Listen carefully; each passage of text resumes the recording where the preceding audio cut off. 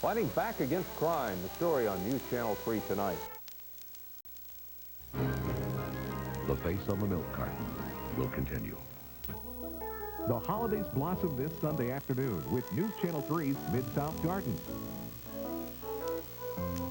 Trim your home with a festive theme using tips from our gardening expert, Dr. Steve Cohen, director of Memphis Botanical Gardens.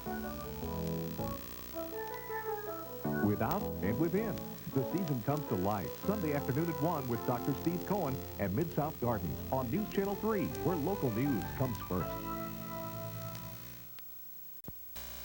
Another cold forecast on News Channel 3 tonight. This is CBS. News Channel 3, online with America Online. Our exclusive Crime Stoppers report on News Channel 3 tonight. It's a special time of year. It's going to be a great parade. The excitement is building down here. You all ready for the parade? Yeah, And only the station where local news comes first could bring you a parade this special. Perfect weather out here. kids get a lot out of this. Those are the kind of memories that stay with you. What do you think about the parade? I want Santa Claus to come. Everybody waiting on Santa Claus. And look who's here. Yes, there he is, the man of the hour. It's a good feeling to be alive during the holidays. There's a lot more to backyard burgers than meets the eye. This week, get a honey mustard chicken sandwich, just $1.99. Come on over. We're cooking out. And Richwell saves more than ever with reclining chairs starting at $2.99 and reclining sofas $6.99. Plus no payments or interest for 12 full months. Great comfort and savings now at Richwell. Ahead on News Channel 3 tonight, details of a long-time Memphis business that's being sold. Our exclusive Crime Stoppers report and how some are fighting back against crime. Stay tuned. Police need your help to find out who killed a post office employee. The story in our exclusive Crime Stoppers report next on News Channel 3 tonight. Crimes like that have area business owners rallying together to fight back. I'm Paula Haddock in the newsroom. I'll have that report. Plus, Michael Jackson is hospitalized after collapsing during a rehearsal. We'll have the latest on his condition. Stay tuned. It's time for News Channel 3 tonight. You're watching the station where local news comes first. This is News Channel 3 tonight. A crime victim inspires Memphis business owners to fight back against violence. Good evening, I'm Jerry Tate. And I'm Alex Coleman. A driver for a stakeout delivery service was robbed and shot back in October. Now his boss is spearheading a new campaign to cut down on those types of crimes. Paula Haddock is just back from the very first Business Against Crime meeting where dozens of business owners rallied together. Paula? Alex, in tonight's Crime Watch Fight Back report, we found that business owners, like everyone else, are fed up with criminals preying on people who are trying to make an honest living. People like Tony Presley. It's been a slow, painful recovery for 25-year-old Tony Presley. He was shot in the back almost 2 months ago while making a run for stakeout delivery service. But Presley left his sickbed so he could be part of the first Business Against Crime meeting that his boss formed after the shooting. I can't imagine them doing all that because of me, but I think it's a good idea as long as they, and these people commit these crimes, as long as they do something about it. Stakeout's owner says he is doing something about it because in less than 4 years, 12 drivers have been robbed at gunpoint, but Presley was the first to be shot. The car toppers that we put on top of it at night, you see, I mean, that's our best advertising mechanism. We've taken those off. 2 of our stores, we've had those off for over a year because, you know, what happens, the robbers will follow them out.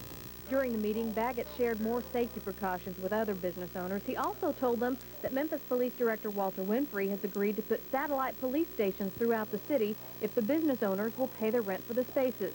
This is all good news to Preston Shea, who survived a robbery and shooting last January at Friday's restaurant. Shea is now back in school and studying for a physics final, but also wants to be involved in Business Against Crime. Well, I can't put it behind me, but try and take advantage of my good fortune and good health and get back into the swing of things. A Chicago business owner was a special guest at tonight's meeting. He advises business owners to start putting pressure on state lawmakers and keep track of their voting records when it comes to crime issues, Alex. Sounds like some pretty good advice. Thanks a lot, Paula Haddock, reporting live from the newsroom. Of course, Business Against Crime is a new group, but they are growing and expanding. The group has already expanded its board of directors from 5 members to 7. They hope to get as many as 1,000 businesses in the group to fight crime.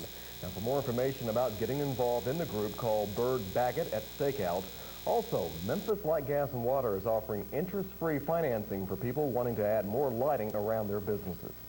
Universal Life, the largest black-owned insurance company in the country and a part of Memphis for 72 years, is being sold. Universal was founded in Memphis in 1923 by the late Dr. Joseph Walker. Now, Merle Industries, which is based in Tennessee, is buying a controlling interest in Universal Life. Selling price is estimated at $135 a share to the company's 708 stockholders. The sale is expected to be final by March.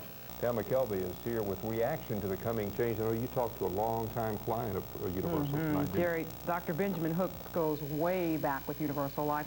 Hooks remembers when insurance agents actually came to your front door to collect on your policy. The 1930s, a time when an African-American family made $25 a week. A time when Benjamin Hooks says Universal Life Insurance played a pivotal role in the community. They let us have money to build our homes and our churches. They provided jobs for at the height of their employment, maybe 800, 900 people. It was just a tremendous source of pride. Hooks purchased his first life insurance with Universal, a policy with an annual premium of $113 and a face value of $5,000. It matured in 1990 after 40 years. Universal says the company's changing of hands should be seen as a sign of growth.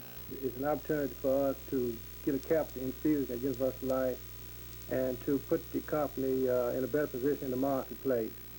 We're attempting to do some new things to increase our product lines, to increase our market share. Universal surged as a premier insurance company for African Americans when it took over another black-owned company, Mississippi Life Insurance. Agents used to go door to door catering to those who might not otherwise have insurance. So that industrial insurance, the thing that took care of you when you died, could you be buried, as we used to say, decently, depend on having some kind of insurance policy. And most of us in the black community, and poor people, white or black, did not have bank accounts, so we did not write checks. Hooks says group insurance in the workplace also made the market extremely competitive for Universal. You know, you say the word sell raises the question of will it move? Is Universal going to stay here in Memphis? Yes, the company's history will continue in Memphis. In fact, management is even expected to stay the same. All right, thanks very much, Pam. Alex? New developments tonight in the ongoing dispute between FedEx and the Airline Pilots Union. Here's the latest. The Airline Pilots Association has entered what it calls Level 3 sanctions against the company. That means it toughens the union's current ban against flying overtime, also including most makeup flights. So far, FedEx says it still is making deliveries on time, and now employees have engaged in a counterattack of FedEx-friendly ads. They want to let customers know where the bulk of the workforce stands. St. Jude is expected to announce what they're calling an unprecedented major gift to the hospital tomorrow. St. Jude is keeping details of the anonymous donation quiet. All they will say is that tonight it represents the real spirit of giving of the holidays. Of course, stay tuned to News Channel 3 tomorrow for the latest on this story. Singer Michael Jackson said to be in stable condition tonight. He was rushed to a New York hospital late today after collapsing on stage during rehearsal for an upcoming TV special. It appears he was suffering from dehydration. Paramedics say he was lying on the stage when they got to him, was lethargic and mumbling. We got there and he was laying there. He was semi-conscious. We treated him. We gave him oxygen. He appeared dehydrated and fatigued. Tonight, Jackson is undergoing a battery of tests. He is expected to be released tomorrow. The 4 suspected gunmen charged in the murder of a Memphis minister will be back in court next week. Today, a judge gave them a week to find attorneys to represent them. They are accused of killing 26-year-old Amber Hunter. Police say the men followed Hunter home from church, forced her into her car, then robbed and shot her. Bond is set at $100,000 for a 16-year-old accused of murdering another teen.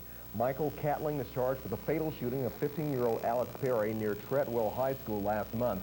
Catling is also charged with aggravated assault in another shooting that stemmed from an argument over a homemade rap music tape. His trial is slated to start in 2 weeks. Rewards are being offered tonight for information on who killed an East Memphis mailman. He was shot Friday evening after he left work, and as Stephanie Skurlock reports, his friends and family are doing what they can to make sure the killer is caught. Rain or shine, the people who live on Normandy Street say they could always count on 2 things. Their mail would be delivered on time, and their postman would have a smile on his face. If he saw you driving by and you were leaving the house, He would stop in the middle of the street to give you your mail. Those are just some of the things folks on Morgan Holloway's postal route say about him.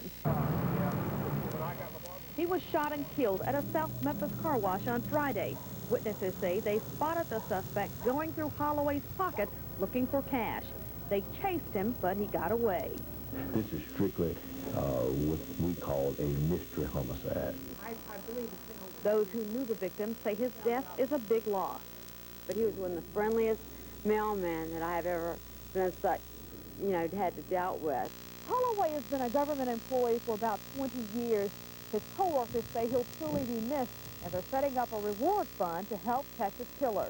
Oftentimes it takes something hitting close to home to motivate people, and that's exactly what has happened in this situation. Letter carriers and postal employees, in fact, have been motivated because one of our own has been touched by death. Letter carriers have already raised $1,000 for their Morgan Holloway Justice Fund. Police hope that, coupled with a $1,000 reward from Crime Stoppers, will prompt an informant to come forward. In East Memphis, Stephanie Skurlock, WREG News Channel 3 Tonight. If you have any idea about what happened to Holloway, call Crime Stoppers. The number is 528-CASH. Of course, it's all confidential. Postal employees will also show their support for Holloway by leading a convoy from the White Station branch where he worked to the church where he'll be buried. Memphis police are looking for a missing dog. It's one of their own.